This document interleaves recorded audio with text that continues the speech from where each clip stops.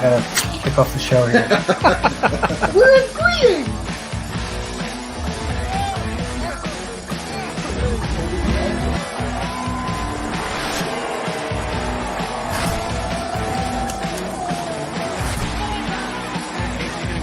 So cleaned up.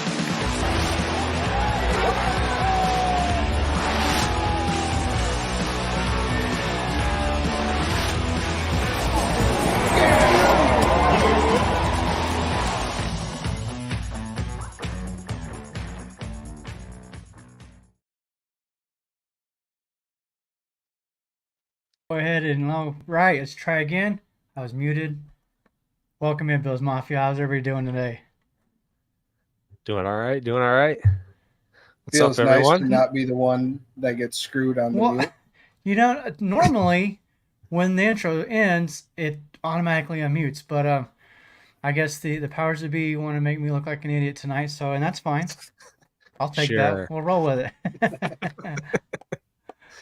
So before we kick off this show, we do have some news. I want to let Casey share it though. This is his news. Pretty exciting stuff going on. What's happening in your world, Casey? Well, Bills Mafia's getting a new member.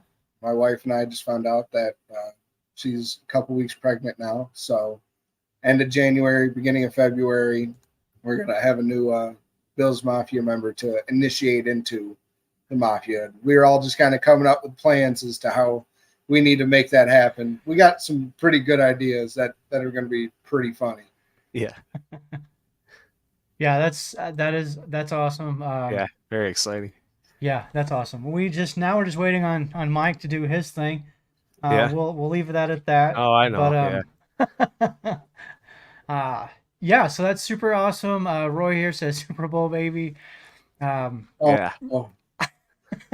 My wife, I told these guys before the show that when she told me that she was pregnant, she was like, it's probably going to be somewhere around the first weekend of February. And I told her if the Bills are in the Super Bowl, I was like, I'm going to have a real solid discussion with myself. And thank God my dad stepped in with the fatherly advice and said, you can always bring your phone into the labor room with you. So worst comes to worst, I'm going to see it. But I told you guys, if the Bills win the Super Bowl, that baby's name is Joshua Allen Ceta. It has happened. Wouldn't that be something? I love it. And if it happens to be born on my birthday, February 11th, then you're just going to name him Ronnie Ceta. Ronnie Ceta? Papa Ron Ceta? I was going to say, what? Ronnie Patrick. His first name's Papa and his middle name's Ron. Yeah. I love it. Yeah, I'm sure my wife's going to be thrilled. The future of the Mafia Cast right there. You're scaring me, guys. Hey, Mike, you got 5 years on me. Yeah. It's your turn. I've done all the big things. It's your turn. Take some pressure off me, would you? All right. Yeah, Mike. You're definitely putting it on. All right, let's jump into this show today. We've got a few things we want to kind of touch on, talk about. First thing, this is a little bit out of order, but I kind of want to just go ahead and touch on it now because it's been a big thing in the news all this week, and that's the Olympic gold medalist Gable Steveson, something like that. I'm not sure if that's how you pronounce it. I might have, but I did double check the spelling. I did double check the spelling. It is Steveson. There is no N. It's not Steven. So really? Right. Yeah. I pronounce it like without the N, Steveson. Makes sense. I like it. Yeah. Let me just, I don't know, me personally, what I think about it. It's almost like another Pathways program player, right? Never played a down in football in his life. Super athletic, though. We've all seen the clips of him doing backflips after winning a wrestling match. We knew or know of his time in the WWE. So the athleticism, no question, is there, right? But I don't know, 24 years old, I guess he's got some time. I'm going to be honest, though. To me, it almost is like a waste of money. Why are we doing this? Yeah, I mean, does it work like a pathway program thing? Or no, it doesn't. No. As far as like he will count towards the roster if he's on it and all of that. But just as far as from the aspect of zero experience. Right. It would quite literally be if they signed any of the three of us. Like we would count. No. Right. But I see what you mean. Well, not So quite. I mean he is a championship athlete, right? If you Mhm. could channel that energy or focus to another sport, and, he's got the athleticism like you were saying. He is in a pretty good spot, with McDermott's background. So I Yeah. mean Right. Yeah. So You so guys have seen the meme what? Oh, of no, I guess not. Gable introducing himself to Sean McDermott, saying, "Hey, I'm Gable, Olympic medalist, wrestling medalist," and McDermott, "You're hired." yeah, Yeah, right. that's funny. So yeah, Well, I mean it. So for me, I was kind of thinking about it as like what the guys can kind of learn from him, because wrestling is all reactionary. You have to counter whatever that your opponent is doing, to remain with the upper hand.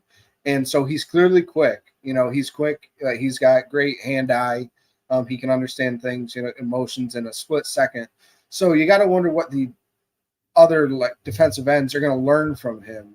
Hey, if he can, all right, if he can see things that those guys aren't seeing because he comes from a different sport, but still being a reactionary sport of your opponent directly across from you.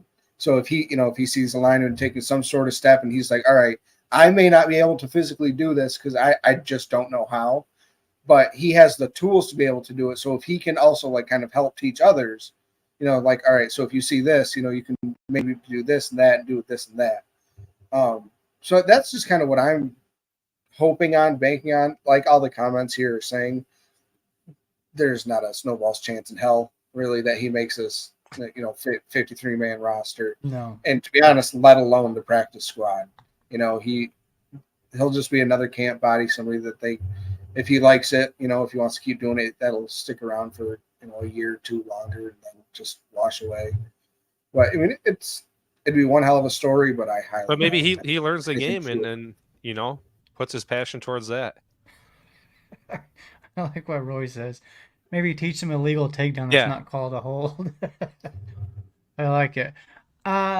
Yeah. Kind of going back to, first of all, like Roy says here earlier, he would count towards a practice squad number of 16. Yeah, so it takes up a roster spot. And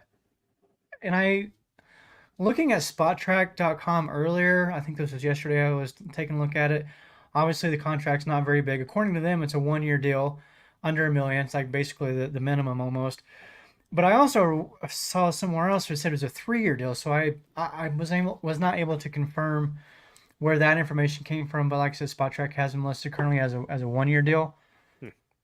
So it might be like a futures deal. They can probably work Yeah. those and a little different, and it just depends on the wording that comes out and how they translate, and how those reporters translate it.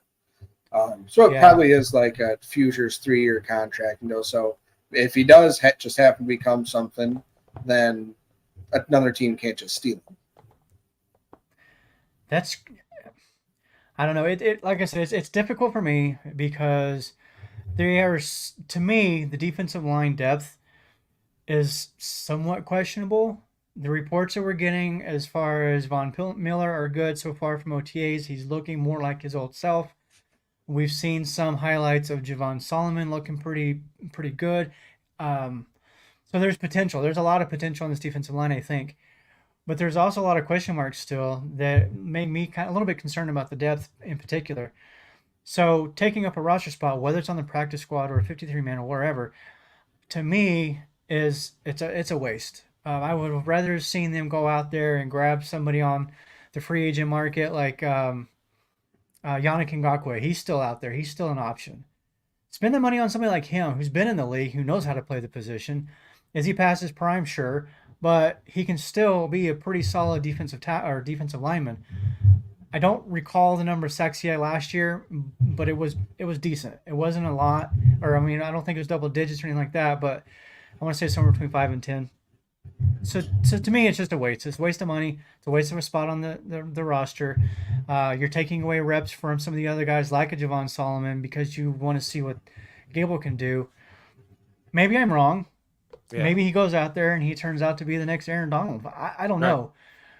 But Maybe I there's a would way have, he can just get around the edge and attack. yeah, I don't know.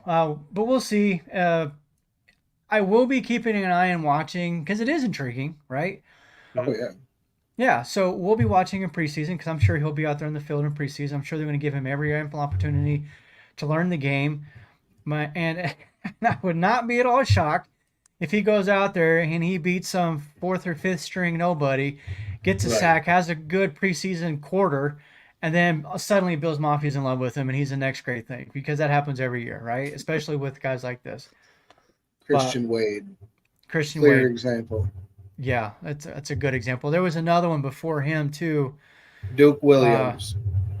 Duke Williams, that's the receiver. Yeah. Mhm. So it happens all the time. We'll see. I can't wait for it. The Bills have mini camp opening here soon. I believe the 11th, I think I saw. So it'll be interesting to see what's going on there and watch some of these guys. That kind of leading into that, since we're, with the mini camp, we had a question that came up last week. Moving on from Gable, we had a question last week about Keon Coleman and his ability or non-ability to replace Stephon Diggs. I've got my thoughts, but Casey, I want to start with you. What are your expectations? What do you think are fair expectations for Coleman and as far as how it relates to the passing game and Stephon Diggs' production? Fair expectation is don't expect him to come in, catch 100 balls for 1,000 yards and 10 touchdowns. I mean Why that's not? when he's a That's the second Bills round Mafia rookie. way.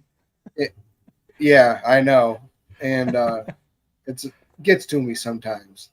But it's hard not to drink the Kool-Aid. I mean, you see the highlights, you see his raw talent and ability, and you're like you can see you see what can happen. Yeah. But I mean, this goes back to what I've said about Gabe Davis and Khalil Shakir. Don't force it. Let it happen naturally. Don't we forced Gabe Davis into being a number 2 wide receiver when he wasn't ready, and that stunted his growth. In my opinion, that's why the Bills didn't bring him back on a second contract. I think that he needed to go somewhere else to become more than what he could be here in Buffalo. So I really see Keon Coleman, a realistic is, 60, 70 catches for 600 yards, 4 touchdowns, 5 touchdowns, because he is a big guy. They are going to target him in the red zone, and he's gonna break some. So I think if he has, it could look something kind of like his last year at Florida State, where he had 50 catches, 600 yards, but he had 11 touchdowns. I don't think he gets that. I mean, if he does, cool, because I think Kincaid's going to be a big red zone target. So was Knox. He's always been a big red zone target. I think he is going to be the Gabe Davis replacement. I truly do, and it's not just because their play style is similar. I think that's why they traded down, because they weren't. If you were dead sure on Keon Coleman, they would have stuck at 28, taken him, and gotten that 5th-year option. Now, I mean, you can, however you think of a 5th-year option, it's still one more year of cost control on a player. So the fact they traded down, they gave up that option, and yes, we saved money by doing that, throughout the whole 4-year contract. But I think this year, I mean, we're going to roll with it and see what he has, and really kind of play him as the 2-3 wide receiver. And I think next year is the year that we're going to go at one of the free agent wide receivers, because there, there is a pool of them right now that are going to be. I mean, you just saw what Justin Jefferson got, Amon-Ra got, CeeDee Lamb is up next, Jamar Chase is going to be after that. But after that, there's still some very, very, very good wide receivers that are going to be free agents after next season, and we're going to be in the money position to be able to make one of those. So I like it. I mean, I like Keon Coleman. I'm excited for him. I just don't want I'd rather shoot too low and have my expectations be blown out of the water than expect him to 2010. Right. Yeah. Really quick before Mike, I because I do want to hear what Mike has to say. But John brought up a point here. Keon is the only rookie not signed yet. I don't, it's not anything that I personally would be concerned about. A lot of times with guys, especially in the second round, you don't see them start to get high in the second round. You don't start to see them get signed until the later guys in the first do, because that kind of sets the bar. That kind of sets the baseline for what to expect for somebody like Keon Coleman. So I fully expect him to get that deal done before mandatory training camp in July, and get that. There was something else, Casey, that you mentioned a while ago. You compared him to Gabe Davis, which a lot of people have. He's to me, he's bigger. He is bigger than Davis, but I also He's more think, T. Higgins. yeah, but to me, there's a lot more upside. There's a reason why Gabe Davis was a late round draft pick. So there's definitely a lot more upside and just pure physical ability with Coleman. I It is difficult, like you said, to temper expectations because of all the videos that we've seen with him and his personality, and he's so easy to root for and fall in love with this guy, and we want so bad for him to be good. But I tell you what, that first drop, Bill's Mafia is gonna be all over him. Hey man, Yeah, everyone's allowed a drop here and there, oh, I agree. But but you know how our fans are. right. Mike, But when what do you if it think? happens if it happens in crucial moments, that's when it starts to scare you. Um, but anyways, case the question was last week was about him being the replacement, and the answer to that, he's just a totally different receiver, So it's and we've talked for weeks about what's a wide receiver one in this league, who is the wide receiver one on this team, before the draft, and the fact of the matter is that we don't really know. I was saying, who's going to step up and be that. The expectation, yeah, can be a little unfair. We all want him to be that, but the fact of the matter is, it is just something different, and he's so young. Who's to really say? And you talk about all the talent you're talking about next year, looking at free agents, look at all the talent we just brought in this year. So it's really just up for grabs, and we're just going to work them in when we can. And it's good to just have a big physical receiver. I've been looking for that for a while. We wanted more out of Gabe. And so, yeah, comparing him to Gabe Davis, he would be more of that replacement, if you want to call it that. Hopefully, with a little more consistency. Yeah. Like I'm fine with the production overall. At the end of the year, the numbers actually aren't terrible for Gabe Davis, and we've talked about that before. The issue has always been the consistency. He has big games and then he disappears for several weeks. Yeah. If Coleman goes out there and makes 2 or 3 big catches a game, converts a couple of first downs, maybe a touchdown every 2 or 3 games, I'm totally cool with that. I just don't want to see him disappear. Yeah. And that's that's the thing that's it's an important thing, because I don't think, we've talked about this, I don't think that this offense is going to be predicated on one particular guy. So we don't expect Coleman to be Stephon Diggs. We don't expect Curtis Samuel to be that. We don't expect Khalil Shakir to be that, even though you don't want him to force high the hopes ball. for Khalil. Right. Yeah, we don't want them, and I don't think they're going to force the ball. They're going to go in with the game plan based on their opponent. And that's kind of one of the things, as far as Joe Brady, that I'm excited to see this year, is his own offense. He's not going to be calling Ken Dorsey's offense. But one of the things that I saw when Brady was in there was an offense that had a tendency to attack the opponent's weakness, as opposed to Dorsey, who just did what the heck he wanted to try to do. Rain or shine, didn't matter. He was going to go for it. And if it didn't work, it didn't matter. He's going to keep going for it. Right. That's what I like. Yeah. With Brady, it's more like, that's not working. Let's try this. Let's try that, and game planning more. You would have never seen that Cowboys game out of out of him. You like Joe Brady. I mean, we saw it. Mike and I were there. I mean, Josh Allen threw it 9. He went 9 for 15. Yeah. When was the last time Josh threw it for 15 times his rookie year? Yeah. Like, I mean, that's they ran it down their throats because, like, and the running game was strong. Yeah. Yeah. Well, I mean, their running game, their run defense was terrible, and Brady knew that. And so if you just run it up the middle on them, because they had a rookie tackle as Mozzie Smith, Parsons is on the edge, and they basically were playing Madden and had safeties playing linebacker last year. They really didn't. Once Van Der Esch went out, they didn't have any true thickness and true linebacker playing. And guys like DeMonte Kazee playing linebacker. So yeah, I mean, Brady was smart. Like Ronnie said, he attacks the opponent's weakness. If they're playing off, you saw him call more short plays. That's where we kind of saw more of the bubbles. If they were pressing, that's where he tended to take a shot and send Diggs on a streak or something like that. I'm very, very excited about this Joe Brady defense or offense. Yeah. Yeah, me too, for sure.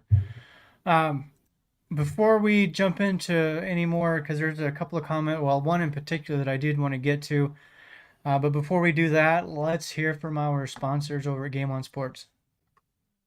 Hey, it's John from Game On Sports Memorabilia. Check out our huge selection of unopened wax boxes of Pokemon cards. You have to see our selection of over 2 million sports cards in stock, plus hard-to-find card supplies. And if you have anything to sell, bring it in. We can help you determine the true value before you sell it. We pay fair market value every day. It's Game On Sports Memorabilia, 2670 Dewey Avenue in Greece. Check out our podcast for news and information on the card and collectible universe. Also, check out our Facebook page. For more, call 481-2153. That's 481-2153.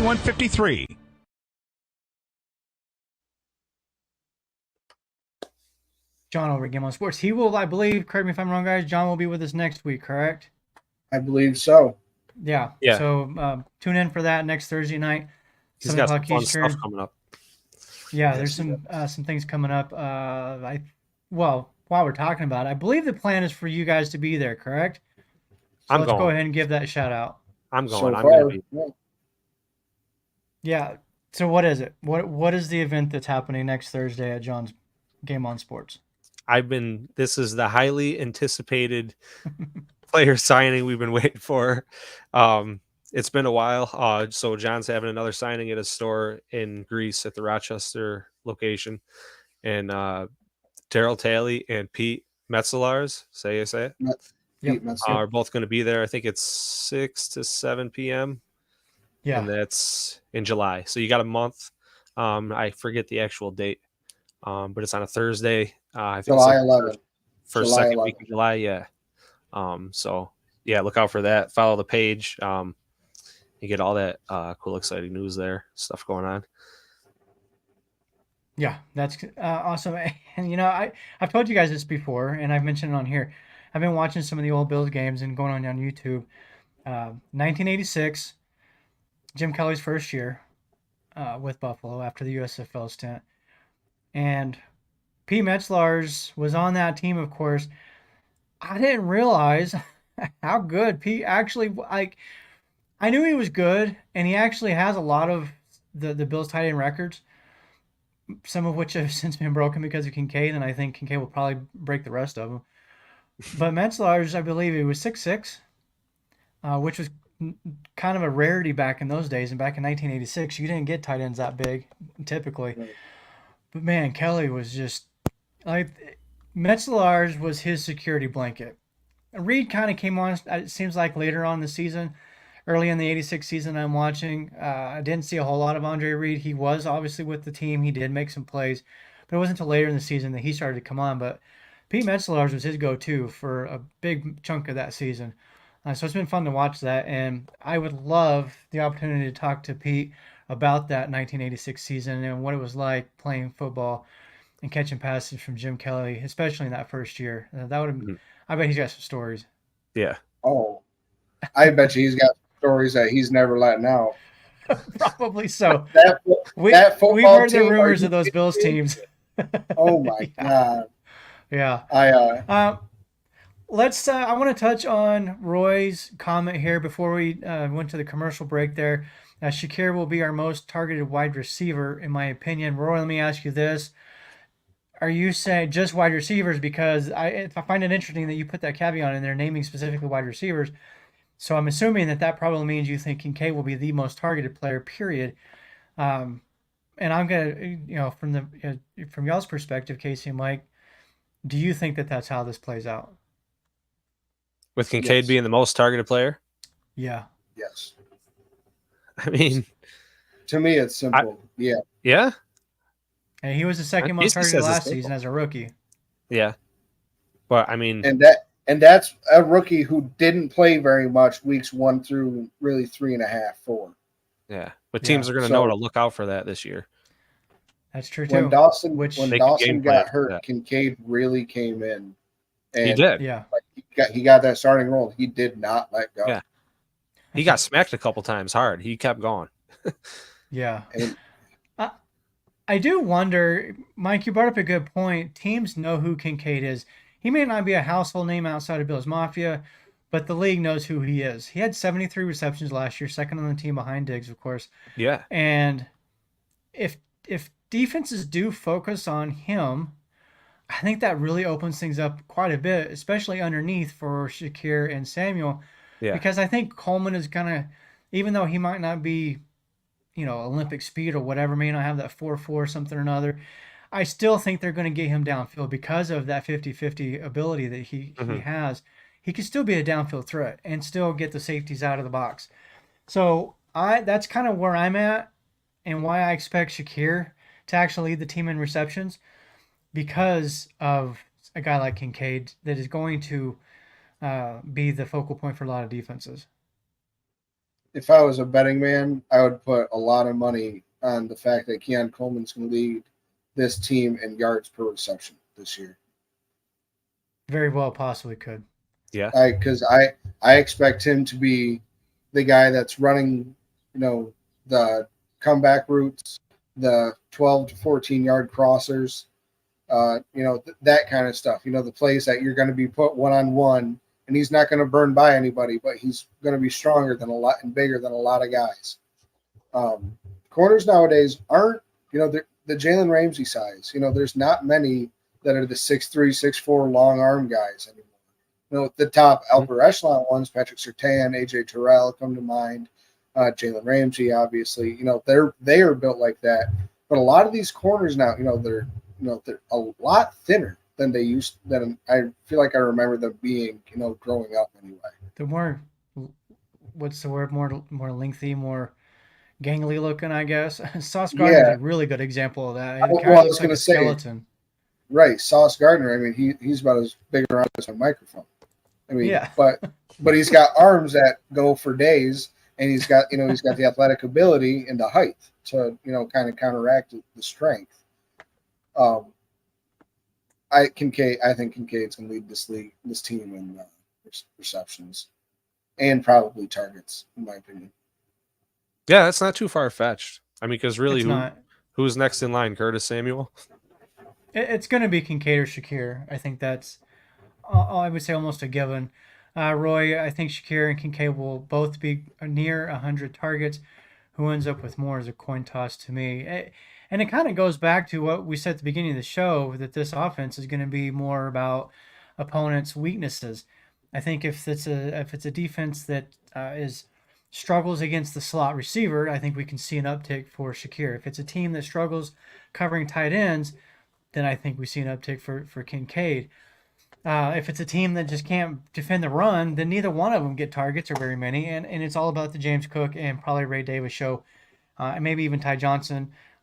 I'm still kind of going back and forth on the whole Ray Davis, Ty Johnson debate of whether or not who's RB2 there. I haven't seen enough to make that call, but yeah, real quick to your point about, so if a team, say his team is struggling against a slot, I think that's how they built their team to where they don't have to just game plan for one player in a position. Mm-hmm. They're gonna game plan it for just a position as a whole. And we got the receivers between Coleman, Shakir, and Samuel who can all play in those spots. So if it's a zone, if it's a more zone heavy team, I could see them, with Shakir and Curtis Samuel in the slot a little bit more often because they're quicker, a little bit faster. But if it's a team that plays more man, I could see it being Coleman because he's going to have the physicality to beat those guys right off the line. So I agree with you. I just think that the way they're going to go about it might be a little different. Yeah, that's a good point. They have pretty much, in my opinion, an answer for whatever defense throws at them. Is essentially Yeah. what has been built with this group. And I've said it We have- before, in this receiving group, we will throw in Kincaid as well as part of that, and Knox for that matter. Top to bottom, this passing game to me looks better than what we've seen in years past. We've talked about how top heavy the passing game was with Diggs at the top and then whoever, right? I think this going forward, this offense is built to no matter who's out there in the field, they can get the job done. They can spread it around. The defense can't focus on a Diggs who's going to demand the ball a lot. So Should be a I'm lot excited. more fluid and less forced, Yeah. right? Yeah, I'm excited for this offense and to see what they do. So an easy way to put it is this offense, if you think about it in chess, this is a shout out to Roman who's watching. If you think about chess, we don't have a king, but we've got 3 queens that can be moved all around the board and be used all different kinds of ways. Yeah, 100%. And you can throw James Cook into that too. Yeah. And even Kincaid, because we saw him play in the slot a lot last year also. So there's so many pieces that they can move around and target mismatches is basically what they're going to do here. If you're watching on YouTube, please hit the like and subscribe. If you're on Facebook, do the same. Hit us with a follow. Trying to build these numbers, across the board. So those of you watching right now, we appreciate you. Let's get into the top 3D. That's not I guess it's a pun intended, right? 3D. Yeah, it works.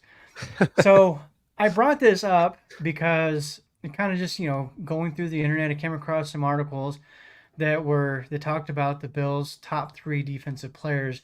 They ranked them, 32, 31, 29th in the league, and compared to, everybody else. I was like, are you kidding me? That is so low to say they're the 4th worst trio. That trio for them consisted of Ed Oliver, Matt Milano, and Rasul Douglas. I wanted to bring it up, and I did write an article and kind of retributive that. But I want to talk about it with you guys because, first of all, I don't think Douglas is our number 3 in that trio. Now, if we're going with each level of the defense, I'm all for Ed Oliver being number 1, at least for the moment. Maybe Von Miller can be the Miller of old. Obviously, you can put Matt Milano in there. You could maybe make an argument for Bernard, though, because of the injury coming back from that. Right. But to me, I think Benford is our best corner. So who was your – all right, let's just do it this way. Give us your top 3 and why. Regardless of position or at each level? Regardless of position, because I took this as regardless of position. Which we can do that as well. I was the article that I came across, and I don't remember who wrote it initially, but I think it might have been CBS Sports or Bleacher Report, one of those two. But they took one from each level from all teams, and that's how they grouped them and then ranked them, right? And even that, to me, 29th is ridiculous. I don't see them. I don't understand why they're that low. But if we look at just overall, regardless of position, I think you got to put Taron Johnson in that group. Mm-hmm. The linebackers is tough for me because as good as Bernard was last year, I do want to see a little bit more before I'm fully on board with, this guy's going to be legit. Matt Milano coming off the injury, there's a little bit of concern there. So Ed Oliver would be 2. I guess maybe Benford. Wait. Yeah, Benford, Johnson, and Oliver. That's what I'm going to go with. Gotcha. So you think Christian Benford's our best defensive player, huh? No. Best No? corner. Oh, okay. Best defensive player. Based on, that one's tough. That is really tough. The Bills' defense has always been kind of built on team as opposed to individual stars. Right. The easy way out would have been to say Milano because he is a former All-Pro, as is Von Miller. Both of these guys are basically coming off injuries. I know we're more than a year removed from Miller's, but obviously it was still an issue last year. So I guess by default, I would say Ed Oliver right now is probably our best.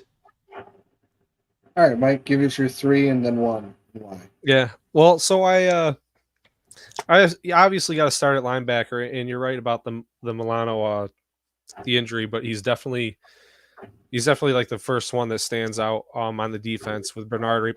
I feel like I'm picking 3 different positions here. Just so it's like linebacker, corner, in defensive line, kind of like you were saying at each level. And at first, I was thinking Rasul Douglas because he was solid when he came in. Yeah. 5 interceptions with us in 11 games.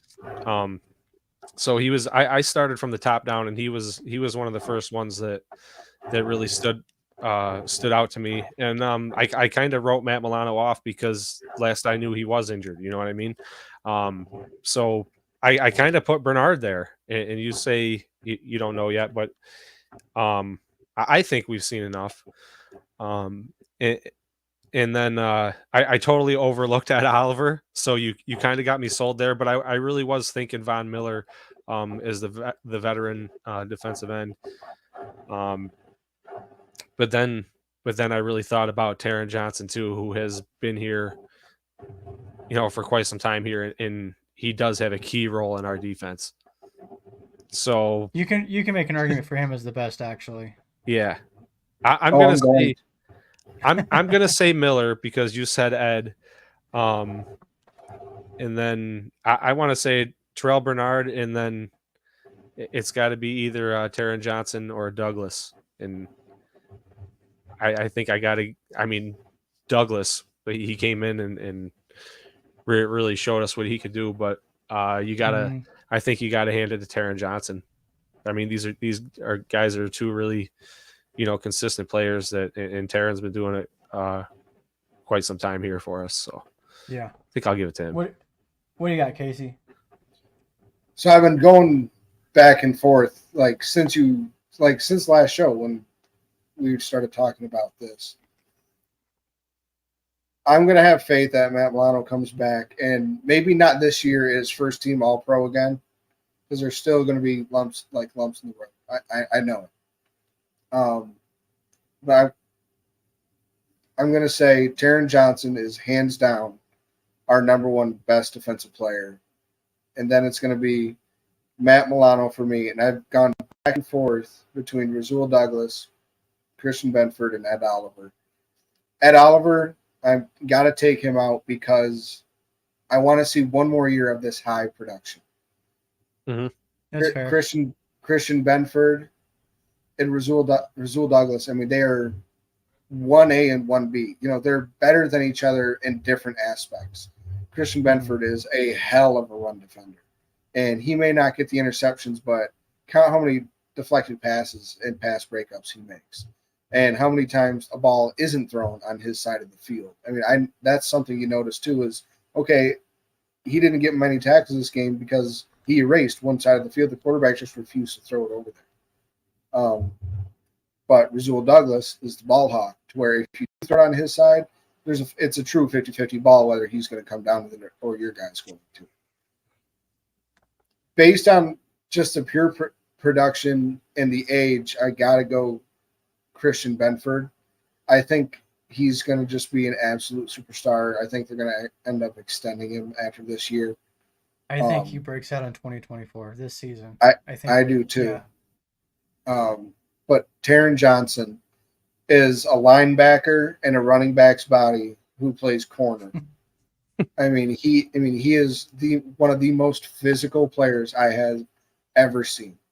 And he plays corner, and that's not and nickel corner at that, and that's not a position that is easy to play well for as long as he has.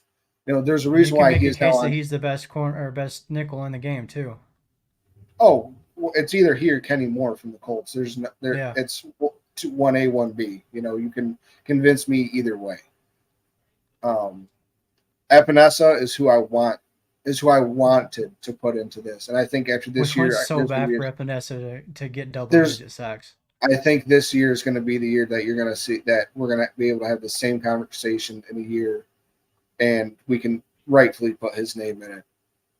But Taron Johnson, I mean, he's the only person on this team that was named to an All-Pro team last year. So clearly, the NFL players and Players Association and teams all thought he was our best defensive player, and he's just been our most consistent. He gets sacks, strips, he strips the ball, he recovers the ball, he gets interceptions. He's fantastic in coverage. He's fantastic in run defense. He's one of the better tacklers we have on this team. Just as an overall game, I just think it's he, and then there's actually a little bit of a gap between our second best defensive player. And let's not forget, Taron Johnson has one of the most iconic plays in Bills history with the 102-yard kick return or pick six against Lamar Jackson and the Ravens. What was that? 2009, 21. 2021. Yeah, 21. Yeah. It's also the longest interception return in NFL history. Yeah. And for the postseason, I should say. Yeah, that was wild play. Let me put it this way as far as Taron Johnson is concerned, and I'm asking this because of what we saw last year against the Chiefs in the playoffs. Is Taron Johnson the most important player on that defense, or is it maybe somebody else like Benford or Bernard, both of whom missed that game against the Chiefs? And I'm bringing this up because John Robert asked a question, has Benford made it through an entire season? He got through the regular season last year and ended up missing the Chiefs game. And I have said this time and time again, especially with Bernard. If Bernard plays in that game against the Chiefs, we win. Yeah. I 100% believe that. Yeah. But let's flip this. And if Bernard plays, but Johnson couldn't, do you think we still would have won the game? So you think Johnson is that important to this team? Yes, 100%. There's a reason why the Bills started a trend running 4-2-5 defense, and it's because of Taron Johnson. He would not let McDermott take him off the field, and it's because of his physicality. He plays like a linebacker, but has the ability of a corner. He's the one that, if they don't put Milano on Travis Kelce, it's Taron Johnson. Like most times than not. You saw Hyde and Poyer, on some plays, take Travis Kelce, but more often than not, it was Taron Johnson and Matt Milano. And I think that is because of the physicality and how strong both of those guys are. So I without one or the other, I think just Travis Kelce is still gonna eat us up. See, I will push back only in the fact that I think if Bernard plays in that game, he's the one that's covering mostly Kelce, and we're not having to sit there and watch A.J. Klein chase after Kelce from 6-7 yards behind him. So against the Chiefs specifically, I think Bernard was the bigger miss. And I'm not saying Johnson missed the game because he didn't. But if we're playing, let's say, the Rams, who have Nakua and Kupp, in that instance, I think you're looking at Johnson as being the go-to guy. So for that particular playoff game against the Chiefs, I think the bigger miss was Bernard, and that's why I say that if Bernard plays in that game, it's completely different, and we win that game. Before we move forward, Mike, you got anything else you want to add to the conversation about it? Bernard was on a streak, man. Yeah. He went down. Yeah, he was definitely a loss. We can't forget about all the injuries in that game. We were missing Milano. That was Daquan Jones' first game back. Rasul Douglas was playing on half foot. Yeah. No, Daquan Jones came back right before the playoffs, like the week or two before. Yeah, I believe so. I think so. Oh, okay. Okay, so all right. He was clearly not 100% still. Third game back. Rasul Douglas was playing on one foot. Terrell Dodson was playing with one arm. Yeah. I mean, we had A.J. Klein. We didn't even have Balin Spector because he was injured. I mean, everybody was hurt. I mean, everybody on that team was hurt. If you just give us our straight backups in that game, I think we win. Yeah, it was. Yeah, it was hard to watch. Your fourth, fifth, sixth roster spots, guys that are playing on the practice squad every week, and they were literally game day call-ups. There's not much you can do. And we talked about this. Klein wasn't even in the week. league at the time. Exactly. And we I was talking to a buddy from my buddy Mike English from Vegas, and he was talking about the Coach of the Year odds, and he was like, what if the Bills, go on a run and McDermott, 12-5, 13-4. He's like, McDermott could definitely win it. I'm like, yeah, he definitely could. But in my opinion, last year he deserved more praise than any other because he took that team from 6-6 and all of those injuries to the 1,000%, 11-6 and steal the division and get the number 2 seed and get the Chiefs at home in the playoffs. McDermott deserves all the credit in the world for last year. And I know the three of us were harping on him and ripping on him, but I mean, now truly looking back at it, all the adrenaline has settled from the whole season, looking at it with a clear mind. I mean, McDermott did a fantastic job with this team this year, which is why I'm not shuddering at, hitting the over for the 10.5 wins for the Bills this year. I have zero doubt we're going to have less than 10 wins. 13, man. Here for it. It's a big year. You have no doubt we're going to have more than 10 wins. Yeah, I think so. Yes. Sorry. Yeah. I had to think about that. Wait, that didn't make sense. Okay. Couple of the things we want to get to really quick. We're only at one show a week right now, so not too concerned about the time. So let's move forward, though. Let's go shopping, or should we? This is basically, as we all know, with the Trey White release, with the June 1st designation, Buffalo has, last time I saw, I think it was 6 million now in cap space. I'd have to double check the number, but I know it's over 10, obviously. Do you expect or hope, I guess, or think they should bring in any more potential free agents? Mike, I'll let you take this one to start. I mean, is there any reason you'd want to save it? Yes. Right. Yes. So, and I honestly, I haven't looked at what free agents are out there in quite some time. So, I mean, I don't know. I mean, we have filled a bunch of positions, and I mean, who knows? We Coleman's not even signed yet, but I mean, that's not like you're spending money there a whole lot. But so the whole draft class is going to cost about, let's put at an even number, $2.5 million. Right. Okay.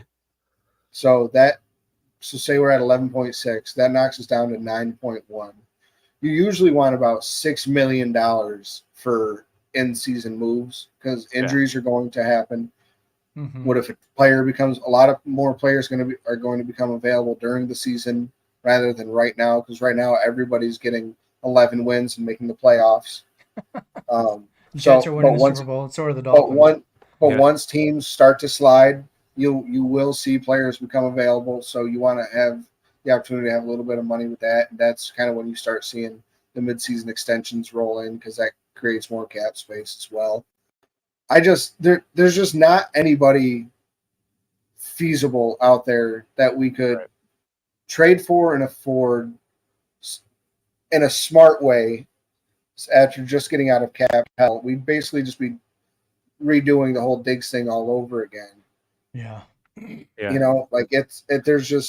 really not a reason. I think this year's gonna, not be a throwaway year, but it's gonna be let's see what we have year. We're gonna see what we have in the building, and next year's gonna be the year, like I keep saying, when we get all the cap space and whatever we don't use this year rolls into next year.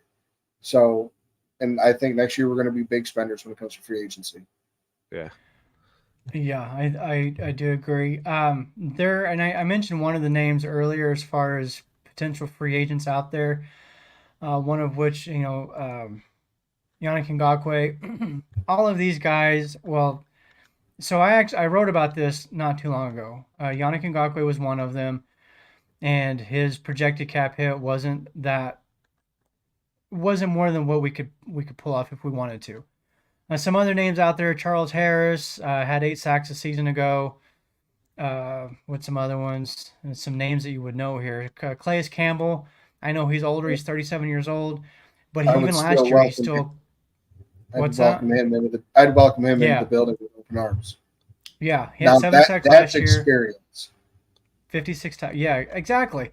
Somebody like that I would bring in here.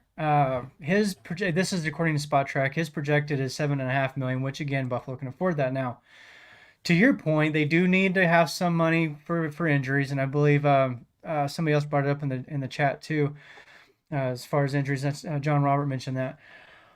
Here's something though that I don't think too many people are looking at or thinking about yet, and I only am because I've been looking at next year. I've been looking at 2025. Some of the names that we have as far as free agents coming up that year, I'd have to go back and look, but I'm drawing a blank. But there's not that many of them compared to what we've seen over the last couple of years.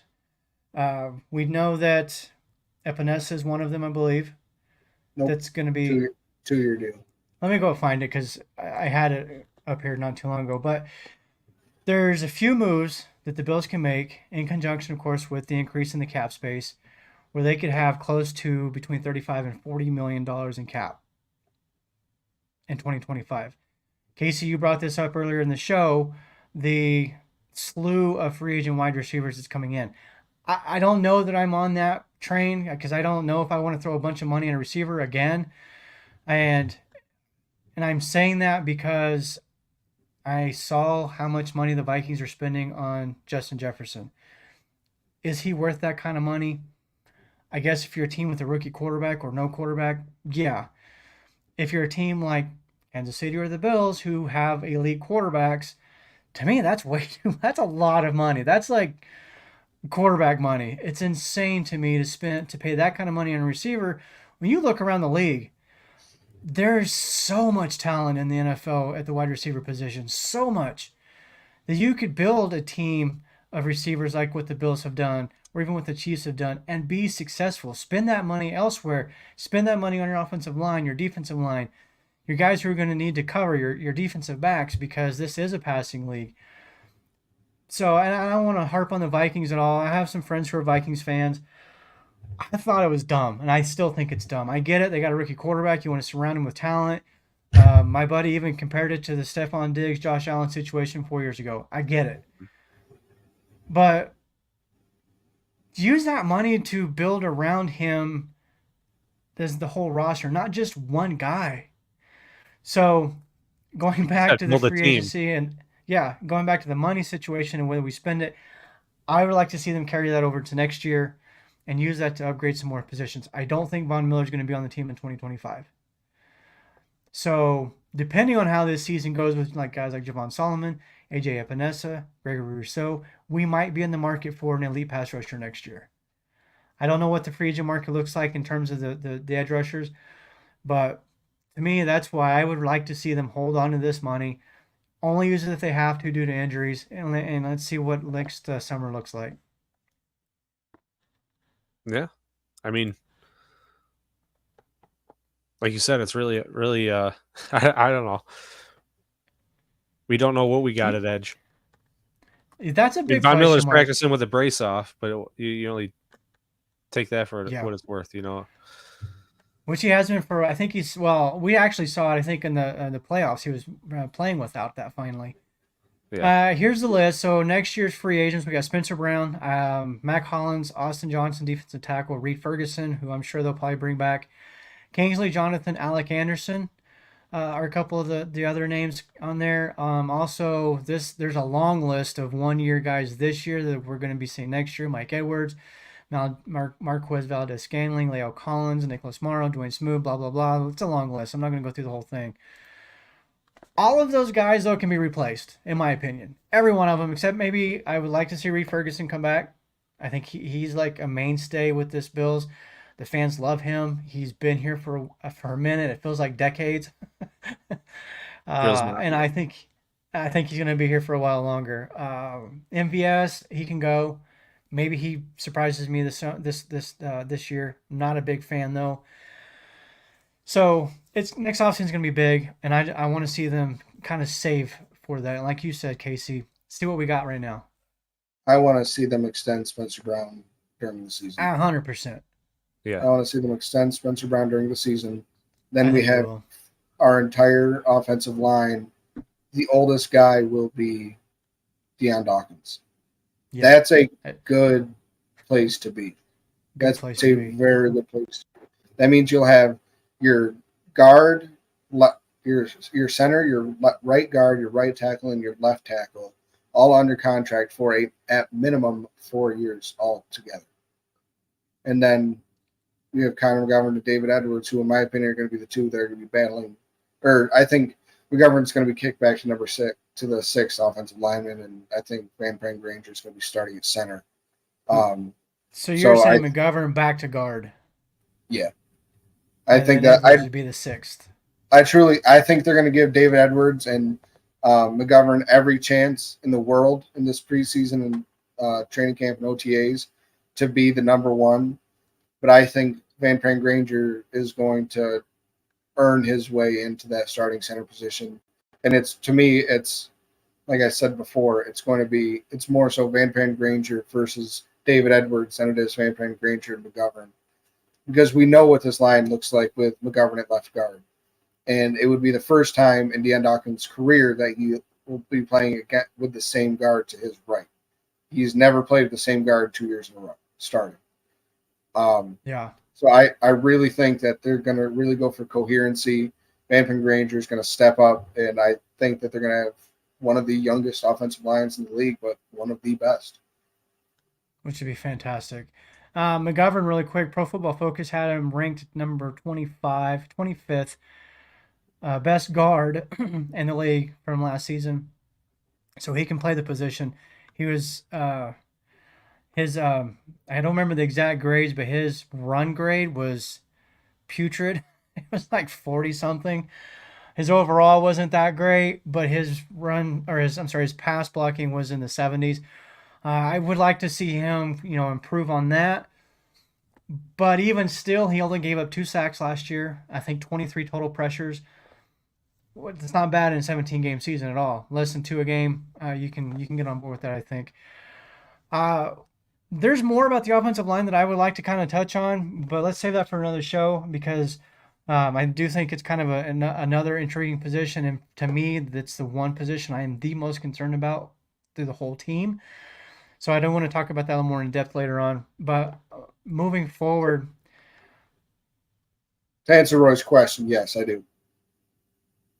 Roy's asking, Casey, do you think Granger wins the starting offensive center position? Yeah, I think we all pretty much agree on that. That I think that's what it's going to come down to.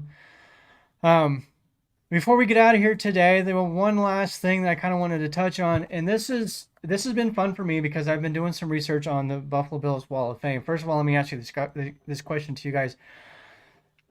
When was the last person inducted onto the Bills Wall of Fame? Casey's wheels are turning. I know. Mike, say that again. Several years ago. Several is correct. I want to say it's like early 2000s. No. Right? Actually, no. 2017. Really? Yeah, 7 years ago, which happens to be the longest stretch without adding a new player. That's what I said. 7. You said several. Yeah, okay. Several is not 7. I wanted to. But yeah, it's the longest stretch of time without adding a new player since the Wall of Fame was created back in 1980. I'm going to ask you 2 more trivia questions. Number 1, who was the last person added to the Wall of Fame? Casey's thinking. Mike's just staring at the screen. Don't even ask me. I'm waiting for Casey to answer. I'm tempted to look it up. I'll give you a hint. Okay. His nickname is similar to what we're starting to call Keon Coleman. Gilchrist. Yes, Cookie Gilchrist. Really? Okay, yeah. wow. Which is interesting because Cookie Gilchrist is one of the original Buffalo Bills players. I think he joined the team in 1962. So, yeah, 62, 63, 64. He actually only played 3 seasons with the Bills. Probably a little known fact here. There's 2 requirements to get on the Wall of Fame. Number 1, minimum 3 years with the team. And got to be retired from the league. Yep. Those are the only 2 requirements. Last trivia question. Who was the first player added to the Wall of Fame? Jesus Back Christ, what Rob. year? Was it What's that? 1980? I don't It was know. 1980. He was the first one added to the wall when it was created. OJ. There you go. Do All you right. guys think he should be taken off? No. My But We I'm gotta also redo I'm the whole also wall thing. I'm also very good at separating on and Yeah. off. I mean, that happened after the whole, like, after he played for us and everything. So that had nothing to Yeah. do with his Bills tenure. Well, Pete Rose bet after his playing career, and look what happened to him. Well, he also did it during. When just he put was a little- how about a he little- was a manager. Anyway, Little asterisk on the wall of fame there. Roy here adds in no wall of fame in the new stadium. I hear, is that right? I haven't heard that, Oh, so I okay. don't know. Roy Well, they says wall of started over. flame should be Nate There you Peterman. go. Oh, We'll geez. call that the wall of shame. How about that? Yeah. And Right on the Roy, list there. I think Roy's saying F yes in reference to answering the O.J. Simpson question whether he should come off of it or not. I am with Roy on that one. Personally, I think he should come down because most people today don't know him for who we know him for, right? You say the name O.J. Simpson, automatically it goes to everything else, all the off the field My stuff. glove. Yeah. What? I said my glove. John, this is a great question. Who do you think should be added to the wall next? We're going to talk about that next week. I'm glad you are. brought that up. That's going to be a great topic. Hey, listen, I just did the research, finished up the article. All 31 players and people, because they're not all players, they're on the Wall of Fame. I wrote it up. It'll go live on Saturday, so look for that on buffalolowdown.com. And that's where you also find our show. Check us out on YouTube. Subscribe and like, please. Check us out on Facebook. Follow, share, like. And if you can't watch the audio version, we're on Spotify, Apple Podcast, wherever you get your podcast from. We are there. Check us out. Guys, you got anything you want to add? Go Bills. Go Bills. We'll see Bye, you all friends. next week.